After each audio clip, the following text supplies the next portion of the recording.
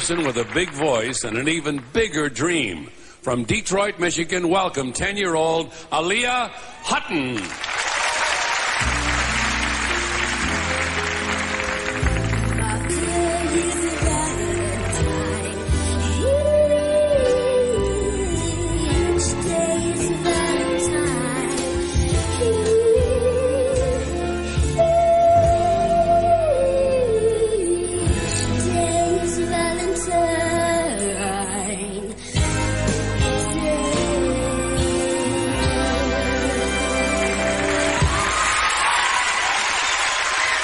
Right now I'm producing a very talented lady, young lady.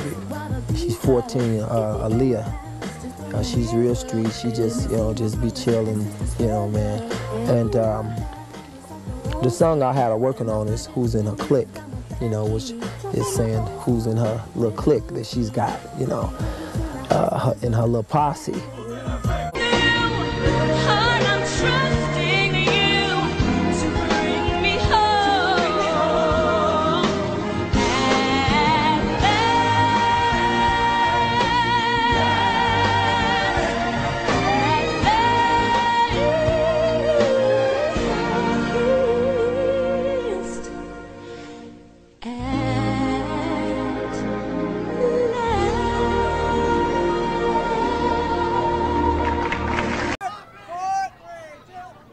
What's up, what's up? This is Beyonce on the red carpet with one of the hottest female artists out here, Miss Aaliyah. How you doing, girl? It's so good to see you again. You too. She's just looking fabulous. What are you wearing tonight? I'm wearing Gucci. Gucci shoes, Gucci. Got a little Indian jewelry working. Oh, that is hot. Thank All right. you. Now, you've been working it with these movies. Were you nervous? Very nervous, but I'm real happy. It's something I've wanted for a long time, so to finally make that transition, it's great. You're doing another movie this summer, right? Hopefully if things work out, everything will be rolling. That's so, great. What? I mean, for those who have met Aaliyah, I know she's touched y'all, not just because of her passing, but just because of her spirit, the kind of spirit that she has. When she met people, she always left an imprint on them.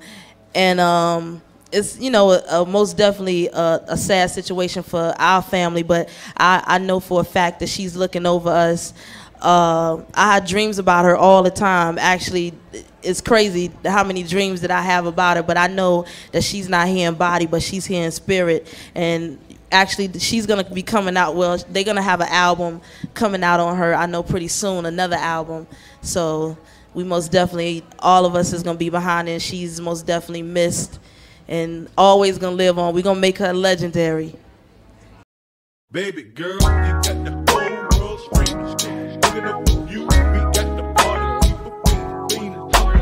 From the left side to the right side, straight to the back. Ain't nothing going on here but the dirty muddy track.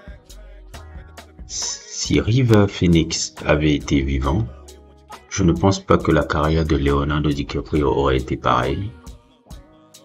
Si Tupac avait été vivant, je ne pense pas que la carrière d'acteur de Will Smith aurait été pareille, et même, j'ajouterais, la carrière de Jay-Z aurait été la même. Si Brandon Lee aurait été vivant, je ne pense pas que la carrière de Brad Pitt aurait été pareille. Et s'en vient à venir, si Aaliyah aurait été vivante, je ne pense pas que la carrière de Beyoncé aurait été la même. Pour moi, les individus que je vous ai cités là, c'est des gens qui sont partis trop tôt.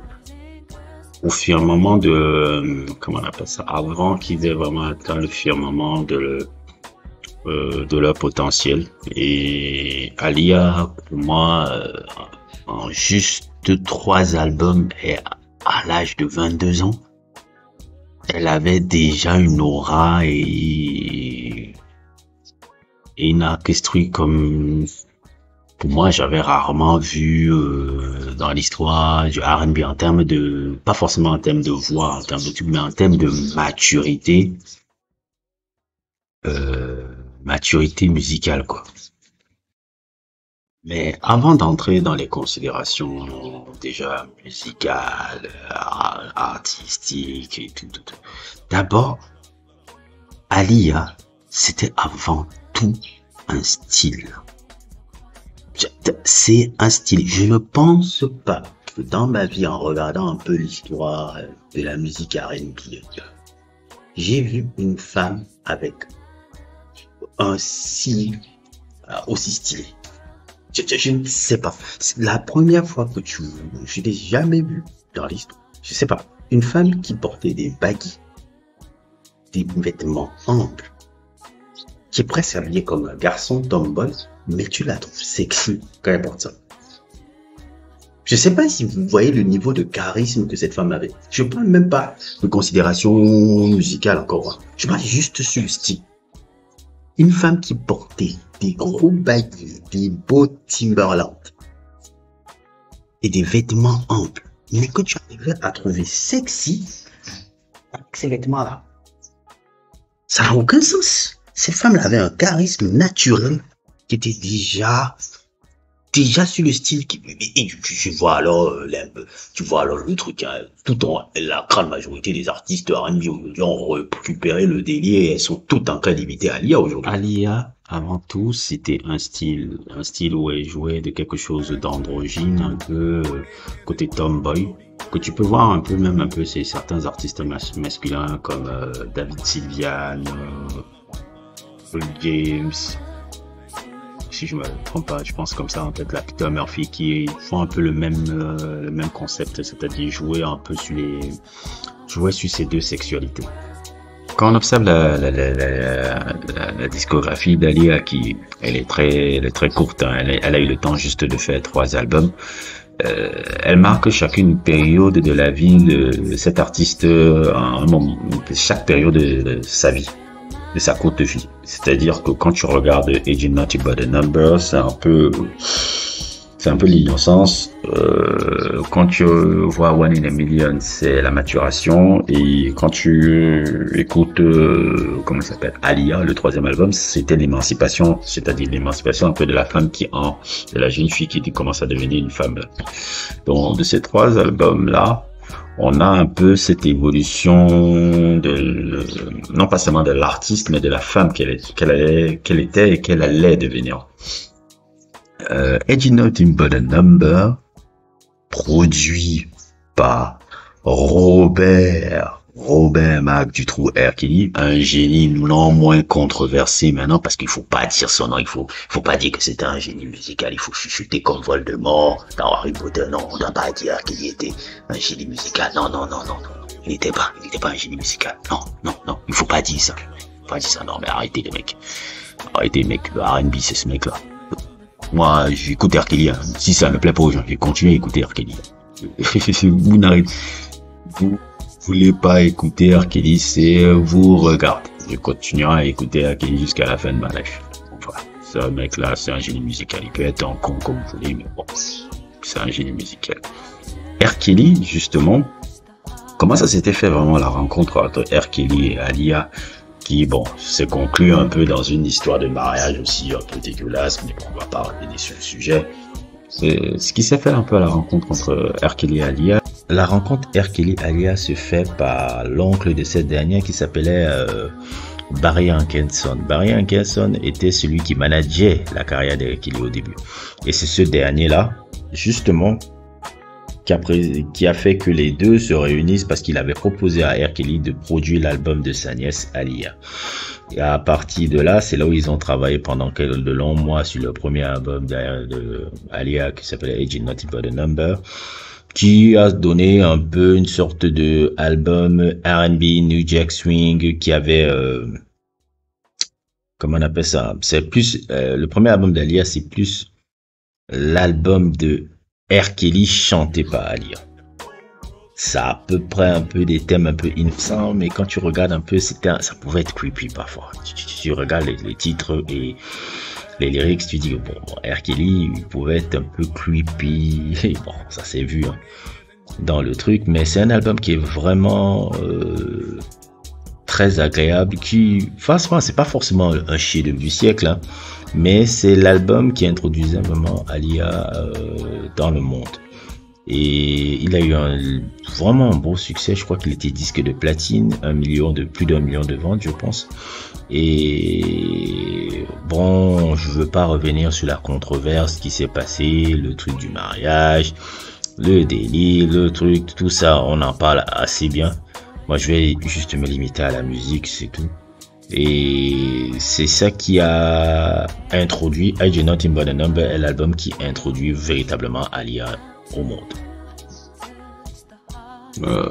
Après justement cet album-là et toute la controverse qui s'en est suivie justement de la situation avec R. Kelly, Aaliyah avait que le label de son oncle Black Ground Entertainment, je pense, avait beaucoup de problèmes pour trouver des producteurs pour pouvoir lancer justement son deuxième album. Elle était devenue comment dire elle était devenue un peu persona non grata et je trouve un peu que merde pour une jeune fille de 15 ans, 16 ans, elle avait quoi, 16 ans, 17 ans à l'époque, je n'ose même pas imaginer un peu la pression, le truc, les médias, c'était vraiment devenu très scandaleux. De toute cette situation, même le label de Barry Kelso qui s'appelait Black Ground qui avait un contrat avec Jive avant, a dû généralement faire que le label soit plus distribué maintenant par, si je me trompe pas, Atlantic Records. Tous les producteurs qu'on contactait étaient très sceptiques pour pouvoir travailler avec elle et à un moment donné, on a dû se trouver alors sur Timbaland et Missy Elliott. Je pense que c'est les deux puisqu'ils n'avaient pas encore de nom, ils n'avaient pas encore vraiment de, comment dire un mot. Ils n'étaient pas connus, c'était des jeunes producteurs encore très méconnus encore à l'époque. Et il faut savoir que Timbaland et Missy Elliott, ce sont des gens qui viennent d'un même collectif qu'on appelait le Swing Mob. Le Swing Mob qui était un groupe de collectifs découvert par qui? Par Devante Swing de UDC. Et pour ceux qui ne savent pas, c'est un collectif qui a réuni une belle brochette de talents qu'on va voir exploser dans les années 90. Je pense à Gino One, je pense à Tweet, je pense à Magoo, je pense à Static Major, je pense à vraiment énormément de talents. Et Missy Elliott et Timbaland venaient de ce collectif-là. Et bon, même si il y a eu beaucoup de choses assez négatives, un peu quand tu regardes un peu l'histoire, un peu de comment il s'appelle encore le gars, Devante Swing de UDC, Devante Swing qui est un génie musical, un musicien de malade. La musique de UDC, c'est lui. Quand tu vois un peu comment il les traitait, c'était un peu, bon, c'était limite de l'esclavage, quoi. C'était horrible. Mais de ce fait-là, Timbaland, ils ont pu quand même avoir une porte d'entrée pour l'industrie. Tous ces artistes de ce collectif, ils ont pu avoir une porte d'entrée de ce collectif et ils ont pu se faire connaître après.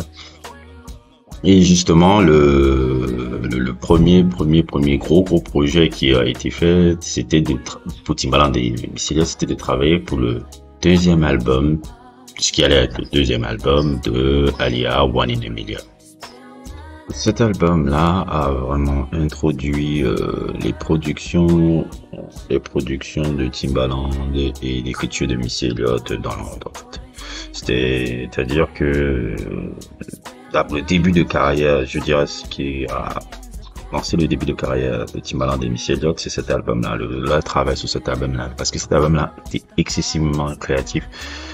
Dans les productions, cette aptitude que Timbaland a, parce que là où Timbaland est fort, c'est vraiment sur ses drums, quoi. Ces drums, là, je pense que dans l'industrie des producteurs de l'histoire de la musique urbaine en général, de la musique en général, lui, en termes de producteur, il est très fort sur les drums. Par rapport à tous les grosses têtes, là, c'est son truc fort.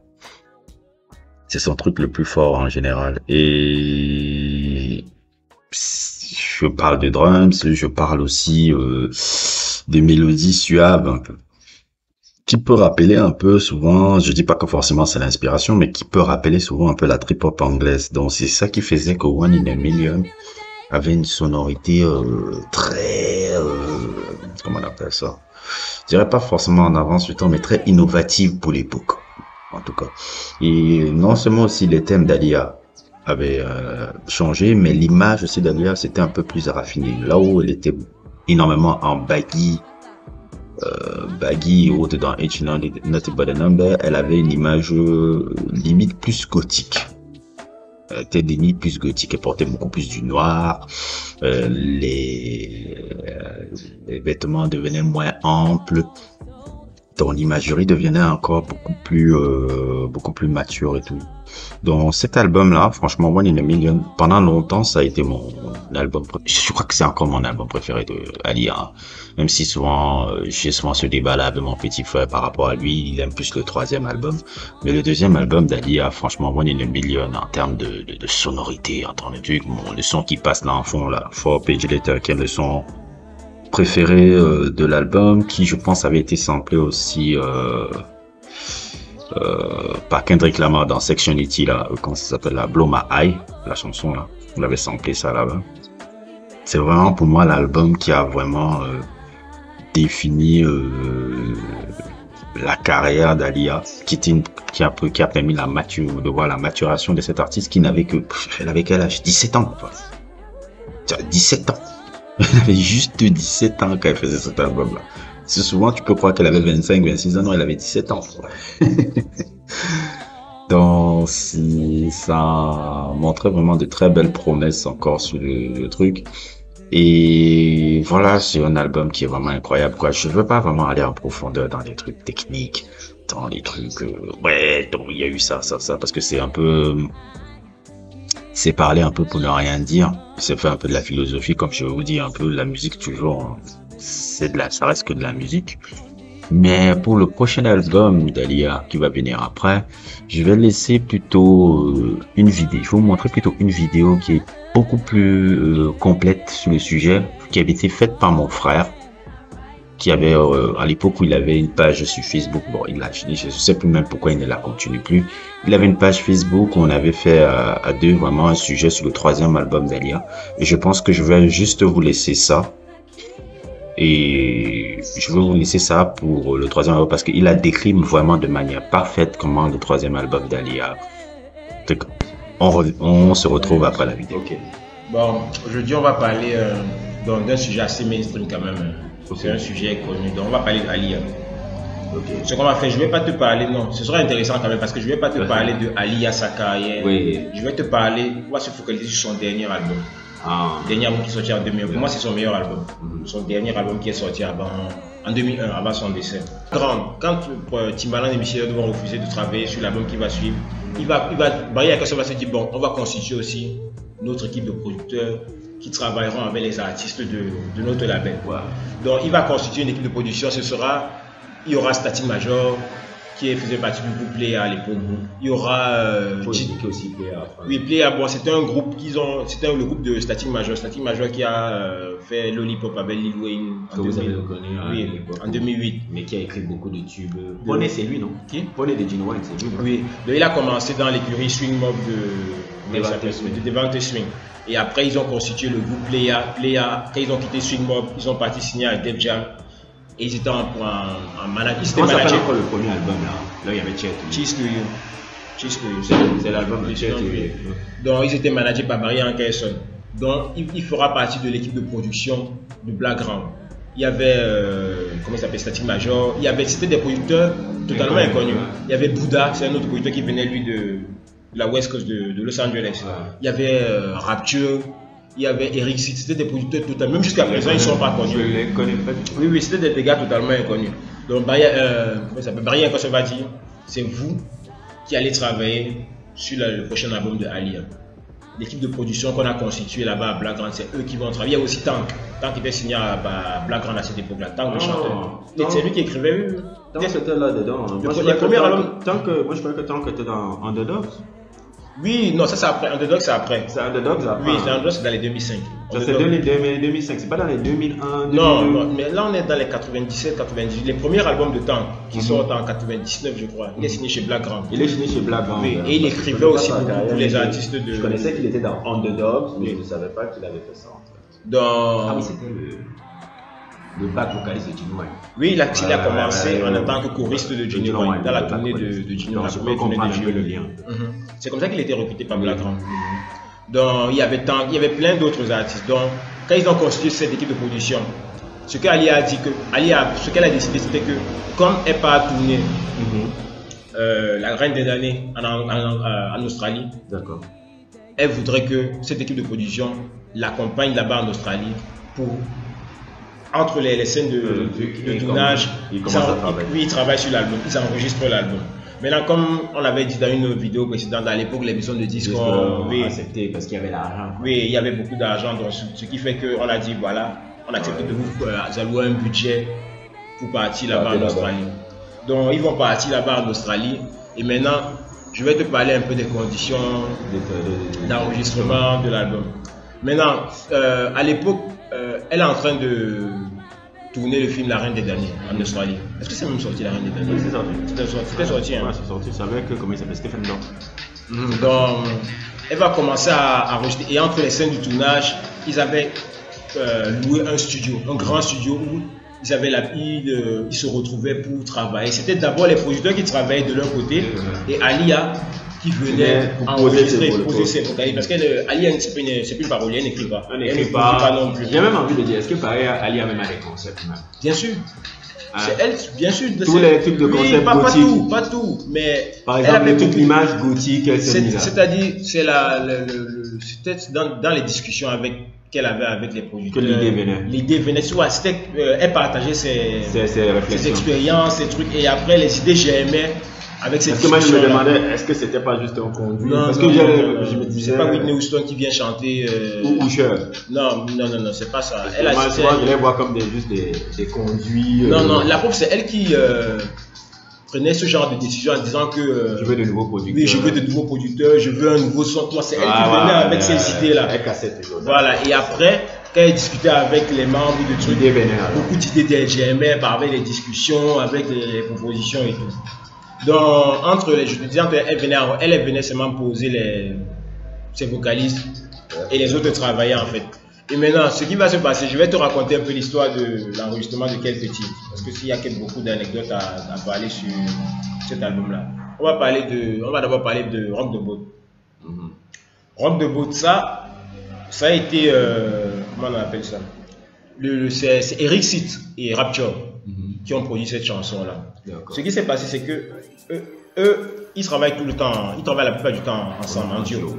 Donc maintenant, ils ont l'habitude que quand Eric Sitt et Rapture, ils ont fait des choses après, non? C'est les gars de Black Grand. Ils ont surtout travaillé avec Black Grand, mais ils sont pas exportés. Non, ils n'ont pas beaucoup eu de trucs après. Bon, ils ont eu quand même quelques trucs après l'album de Alia, mais c'était pas des trucs à succès. Non.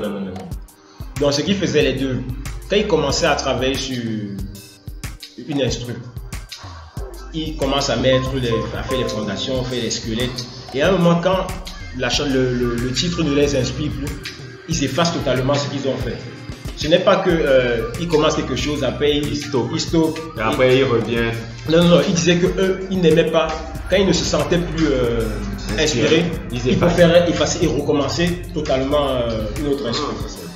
Oui, c'est ça qu'ils aimaient faire en fait. Ils disaient qu'ils n'aimaient pas superposer les idées, c'est-à-dire avoir une instru qui est en stock et après revenir dessus. Après, non, ils disaient que quand ils commencent un squelette d'une instru, dès qu'ils voient qu'ils ont un blocage et qu'ils ne sont plus inspirés, ils effacent l'instru là. Donc ils ont commencé à travailler sur Rock the Boat. Donc ils ont commencé à faire le squelette de l'instru.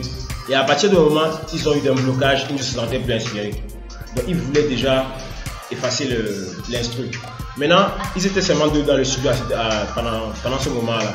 Et Static Major, il était dans les couloirs et il était en train d'entrer dans le studio. Et à partir du couloir, il a entendu le squelette de l'instru que les deux autres étaient en train de faire de leur côté. Maintenant, dès qu'ils ont stoppé, il est directement entré dans la salle du studio en disant: qu'est-ce que vous venez de faire là? Remettez, faites un peu rewind. On a dit qu'on n'est plus inspiré, nous on veut déjà effacer ça. Donc ils ont dit non, faites rewind. Quand ils ont alors remis l'instru, directement Static Major, les mélodies. Lui c'est comme ça, je vais même te parler un peu. Lui, la façon dont il n'écrivait pas directement sur les chansons. Quand il était inspiré par une instru, il freestylait d'abord avec des mélodies en yaourt. Donc, sans parole, il freestyle juste la mélodie. Il enregistre et c'est après qu'il écrit à partir de la mélodie qu'il vient de faire là. Donc directement, dès que les deux autres deux ont remis l'instru de Rock the Boat, il s'est directement mis à freestyler une mélodie. Les mélodies lui venaient directement en tête. Lui, il est parti directement dans la cabine d'enregistrement pour enregistrer les mélodies qu'il va faire là. Et c'est après ça, dès qu'il a fini d'enregistrer ça, il a dit on va travailler sur cette chanson là. Donc ils ont alors recommencé à travailler, à ajouter plusieurs éléments. Et pendant ce temps, lui, il écrivait les paroles. Voilà, et c'est comme ça que ça s'est créé en fait. Donc à la base, c'était un truc qui devait se passer en fait. Et quand ils vont faire le produit final de Rock the Boat, toute l'équipe va tomber amoureux de la chanson là. C'est que ça, c'est la chanson de l'album. Si tu veux faire un test un jour, tu écoutes Rock the Boat sans les paroles, tu écoutes juste l'instrument. Tu vas voir ça te transporte, c'est comme si tu vois les plages, les Caraïbes. C'était cette impression-là qu'ils ont eu, c'est que ça, c'est la chanson. Tu as l'impression d'être dans les Caraïbes. Écoute ça sans les paroles surtout, tu vas écouter toutes les instruments. Tu as l'impression que tu es à la plage, tu vois les gens en train de jouer au volley, tu vois les gens en train de jouer au volley. Déjà, la chanson, c'est ça que ça t'évoque. C'est ça que ça t'évoque, mais c'est pas de ça dont on parle dans la chanson. Rock the Boat, c'est une connotation sexuelle. Rock the Boat, conduit le bateau, c'est une connotation. C'est pour ça que le label, il n'était même pas très chaud pour sortir ça parce qu'il se disait que Alia n'a pas cette image sexuelle là-dedans. Si c'est sorti ça en single, ça va un peu casser l'image de Saint-Denis touche qu'elle a souvent là. Bon, pas Saint-Denis touche comme les Monique et on dit, mais son contenu n'est pas très sexuel. Voilà, c'est pas ça. Donc, ils vont dire qu'on garde ça. Ça, c'est vraiment notre balle de chéri. Voilà, balle de chéri. Donc, on va garder ça au frais. Ça va sortir en single après. Donc, c'était ça, Rock the Boat. Comme je t'ai dit, pour moi, l'album de Alia, ça ne ressemblait, cet album de 2001 là, ça ne ressemblait à aucun album qui va sortir pendant cette période-là. Elle est partie elle et son équipe, ils ont voulu expérimenter beaucoup d'univers. Ce n'est pas un album de R&B, l'album de Alia là. Ce n'est pas un album de R&B. Je n'ai jamais suivi, j'ai suivi que les deux premiers, j'ai jamais suivi. Non, parce que c'est celui-là que je dis, je suis sûr que je ne veux pas apprécier celui-là. Lequel? Le troisième. C'est son meilleur album. Moi, je disais 1, 2, je stoppe, je dis l'album. Son moins bon, c'est l'album avec Kelly. Non, je dis l'album premier. Tu vois, je suis parce que c'est la vibe Kelly. Oui, bon, c'est juste que. C'est juste la vibe Kelly que je suis. Le deuxième, pour moi, je disais, je pense pas qu'il y a meilleur que le deuxième, c'est. Tu vois, je pense pas qu'il y a meilleur que le deuxième là. C'est quoi, des millions dans ma tête. Et ça s'arrêtait là. Après, j'ai dit le troisième là, je n'ai jamais suivi. C'est très expérimental. Je n'ai jamais suivi. Ça va influencer tous les. On m'a dit que ça va influencer la Cassie par exemple. Les Cassie, les Jenny, tout ce délire expérimental qui est venu à l'écho, tous ces délires là, ils ont été fortement influencés par cet album là. Regarde, écoute par exemple, le titre là, c'est What If. On dirait que c'est de la musique industrielle. C'est industriel, les nains qui c'est autre chose. Tu vois, l'album de Alia, c'est pas un album de R&B. Donc, elle a voulu expérimenter plein d'univers. Ça, c'est le titre, c'est What If.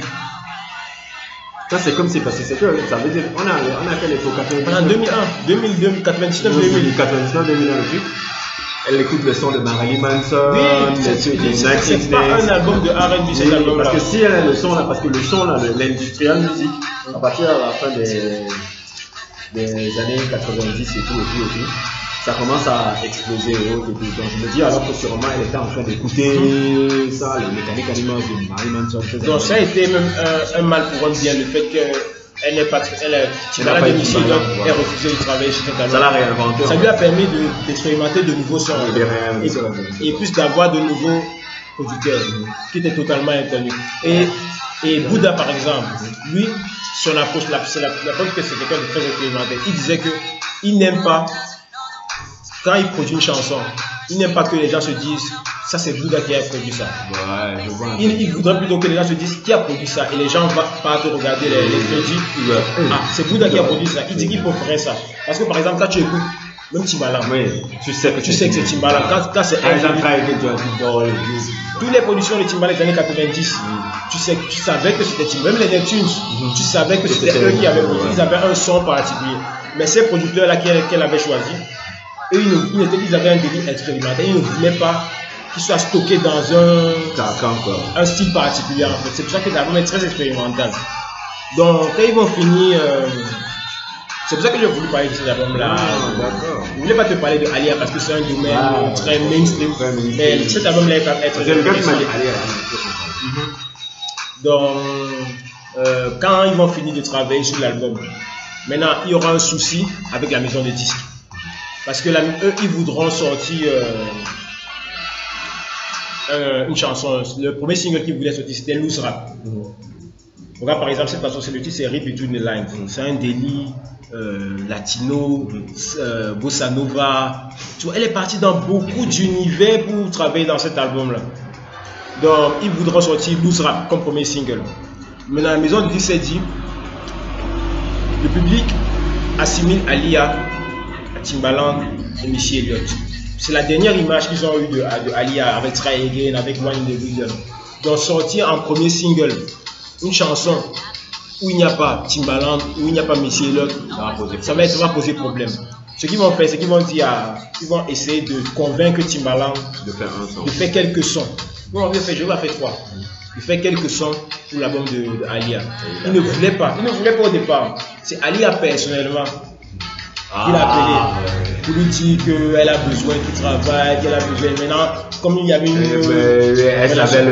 elle savait comment le prendre. Donc il est obligé de céder. Il va faire We Need a Resolution. Il a fait quoi d'autre là? More Than a Woman. Il a fait 2 chants, je crois. Même le délire, en fait, ça m'est arrivé une fois. J'étais en train de regarder. Quand tu vois le dernier clip de FK, tu vois FK Tweet. Et tu vois le clip qu'elle a fait feature là. Quand j'ai vu ça, je me suis dit putain, il y a l'influence de We Need a Resolution et de Madonna Frozen un peu dans le clip là. C'est là où je me dis mais on ne s'en rend pas compte, mais l'impact c'est là où je me dis l'impact d'Alia dans la vie est immense. L'impact d'Alia est immense. C'est pas, les gens ne voient pas, et c'est ça qu'il faut expliquer aux gens. Je ne pense pas, et c'est pour ça que je vais ramener son nom un peu là. Beyoncé. Oui. Je ne pense pas que Beyoncé, qui a eu plus de popularité, va impacter les musiciens comme ça. Ces albums n'ont pas impacté comme ça. Parce que quand j'ai vu le truc de FK Twigs là, je me suis dit merde, c'est pas possible. Alia a impacté. Les musiciens ont envie de reproduire des albums. Ouais, Ciara, oui, c'est Alia qui est là. C'est Alia qui impacte les gens. C'est Alia que tu ne fais que voir. Beyoncé, je ne vois pas des gens qui vont éviter Beyoncé. Hein. Bon, c'est mon point de vue.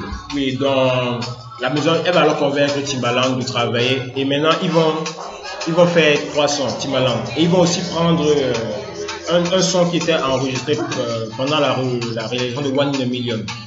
Et remettre ça dans cet album-là. C'est I Care For You. Ça a été enregistré en 1996. Et ils ont remis ça dans le nouvel album. Donc ils vont sortir, c'était quoi? We Need a Resolution. Ça n'a pas très bien marché. Il sera 59e je crois. Et maintenant alors, eux ils avaient dit, le premier single n'a pas bien marché. On doit lancer Rock the Boat, notre balle de shérif qu'on avait gardé au frais là parce qu'on savait que c'était la meilleure chanson, la chanson la plus colorée. Maintenant le label n'était pas vraiment partant, ils ont raté beaucoup de clash avec Alia concernant Rock the Boat. Alia, toute l'équipe voulait que ça sorte en 2e single. Et la maison de disques n'était pas partant parce qu'il y avait les connotations sexuelles, tout ça, donc ils ne voyaient pas trop. Maintenant, ce qui s'est passé c'est que les radios et les DJ jouaient beaucoup Rock the Boat. Avant que ça ne sorte même en single. Ils jouaient beaucoup ça dans les radios, en boîte, ce qui fait que la demande, la demande commençait déjà à grimper. Ils ont dit que là, il y a une demande sur ces chansons-là, donc il faut qu'on lance ça sur single. Et c'est là où elle va partir, tourner le clip de Rock the Boat. Et c'est là où après quand elle devra revenir, voilà, elle est décédée dans son... Quand tu vois le clip là, tu sais qu'à la fin, donc voilà, c'était ça en fait l'album de Alia. Pour moi, c'est son meilleur album. Et ça, c'est un peu aussi dommage parce que tu te dis, merde, elle est morte comme ça, elle n'avait que 22 ans. Elle avait déjà cette direction-là. Comment elle aurait encore eu la direction quand elle aurait atteint? Parce que ça, c'était pas la maturité d'Alia. Oui, c'était un développement. C'était un développement. Le développement allait aller jusqu'où? Tu vois un peu.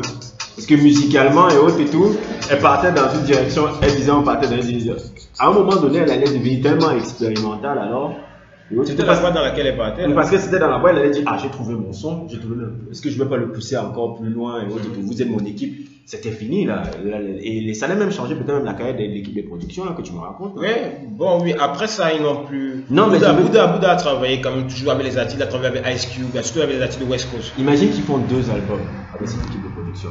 Et imagine qu'il y a un album après, c'est quoi encore le titre de l'album? Alia, c'est le titre de l'album, c'est Alia. Après Alia. Et imagine qu'ils ont encore 2 albums et qui continuent dans cet état d'esprit. Parce que comme tu m'expliques l'état d'esprit des gars, c'est les gars qui disaient, on ne veut pas qu'on se dise que c'est nous qui avons produit ça. Qu'on soit cartonné comme les Neptunes. En 2001, tu savais. Quand tu vois il produit pour Babyface, c'est la même chose qu'il produit pour Britney. C'est la même chose quand tu vois un peu clip, tu dis, c'est Neptune ça hip-hop, Neptune ça pop, Neptune, même le son qu'ils font pour les Rolling Stones là. Tu savais que c'était Timbaland pareil. Dans les mecs là, je me dis, mais Ali avait trouvé des gars où elle allait partir dans un délire. C'est un peu dommage. Maintenant, tu m'as donné la curiosité de partir voir ça. Parce que je n'avais jamais écouté ça. Il avait dit, non, moi, j'ai l'impression que ça sera. Parce que tu as des try again. Non, moi, tu me connais. Quand je vois des millions de gens me fatiguer d'un truc, tu vois un peu, je n'ai automatiquement, mon état d'esprit, c'est, je vais pas suivre ça, vous me fatiguez. Tu vois un peu, vous me fatiguez. C'est tout. Donc là, alors, je me suis dit, avec tes explications, là, moi, je vais partir écouter ça. Moi, il faut écouter ça, c'est son meilleur album pour moi. Avant, moi, je pensais que c'était Wine. Moi, je me dis, One in a Million, je pense pas que le truc qui est arrivé après, là. Parce qu'il y avait Winnie the Resolution, Try Again, tu vois, c'était toujours. C'était toujours parce que moi, dans ma tête, c'était ça, Try Again, Winnie. Je dis, ce type, One in a Million 2. Tu vois, là, n'a même pas travaillé sur cet album, il a juste produit des sons après pour que ça sorte en single. Parce que le deuxième qui n'a pas marché.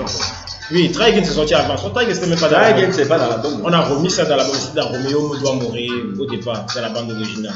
Ça c'était seulement pour que le public ne soit pas perdu, il va aller à 100 Timbaland. Surtout à l'époque là où vraiment encore quand tu tentes, tu n'as même pas internet, faut avoir ouvert des sites qui sont comme ça. Donc voilà, c'est ça pour cet album. C'est bon. Donc c'est ça un peu sur le parcours un peu d'Alia. J'ai essayé de faire un peu un parcours un peu sur son truc. Bon, je suis un peu désolé pour la qualité de la vidéo, la qualité du son, parce que bon, on l'avait enregistré il y a 4 ans ça. Voilà. Il y a 4 ans, donc la qualité du son ne va pas être forcément top, mais en gros, c'était une manière de dire à quel point le 3e album d'Alia que j'ai suivi maintenant depuis là, parce qu'à l'époque là je l'avais pas encore suivi parce que je me disais que c'était pas forcément un truc bien, mais comme l'a expliqué mon frère, c'est un album qui sortait même du cadre même du R&B déjà, et c'est dommage de se dire que elle partait dans une direction qui était particulière, elle n'avait même pas encore atteint pleinement sa maturité, et bon, l'événement de sa mort subite l'a fauché en plein élan. Et c'est pour ça que je me dis, malgré ça, elle a quand même toujours un impact qu'on voit. Je le fais que le répéter, l'impact de Alia est grand et grandissant. Elle est même plus grande même que, je le répète encore, comme celle de Beyoncé, parce que comme je dis toujours, je ne cesse de répéter. Vous avez remarqué que dans mes vidéos, c'est quelque chose que j'essaie de remettre toujours dans la tête. Il y a même quelque chose, je me rappelle. Quand mon père me disait toujours, quand tu veux qu'une idée reste dans la tête, tu le répètes pas une fois, tu le répètes 50 ou 100 fois. Le succès et l'impact, c'est pas la même chose. Et parfois, dans la durée, l'impact grandit plus. L'impact de ce que tu fais en matière d'impact dans la musique urbaine, R&B, un peu des années 90, Alia a un impact non considérable. Ça, on peut le voir encore jusqu'à nos jours, et c'est dommage aussi qu'elle est morte si tôt. Et aussi, si je dois un peu regarder sa vie privée, j'ai l'impression qu'elle n'a pas été trop protégée dans l'industrie. Avec tous les éléments qui sont arrivés, je pense à R. Kelly, c'est une fille qui avait quoi, entre 18, 19 ans, 16 ans, 15 ans, qui a de 16 à 22 ans, on a vu comment elle était toujours en gravité avec des hommes un peu des prédateurs. Oui, je mets le gars là. Lui là, c'est un prédateur, le mec là. Si on a fait un surviving R. Kelly, on doit faire un surviving sur le mec là. Ça, je n'ai pas peur de dire ça. Il y a quelque chose de très prédateur chez le mec là. Il y avait trop de prédateurs sur cette fille là. cette femme-là. Mais je pense qu'elle n'a pas essayé à s'y protéger par sa famille ou par son truc. Il a vu justement uniquement comme un produit. Et c'est un peu le triste volet un peu sur sa vie. En tout cas, n'hésitez pas à liker, à vous abonner et à plus pour d'autres aventures.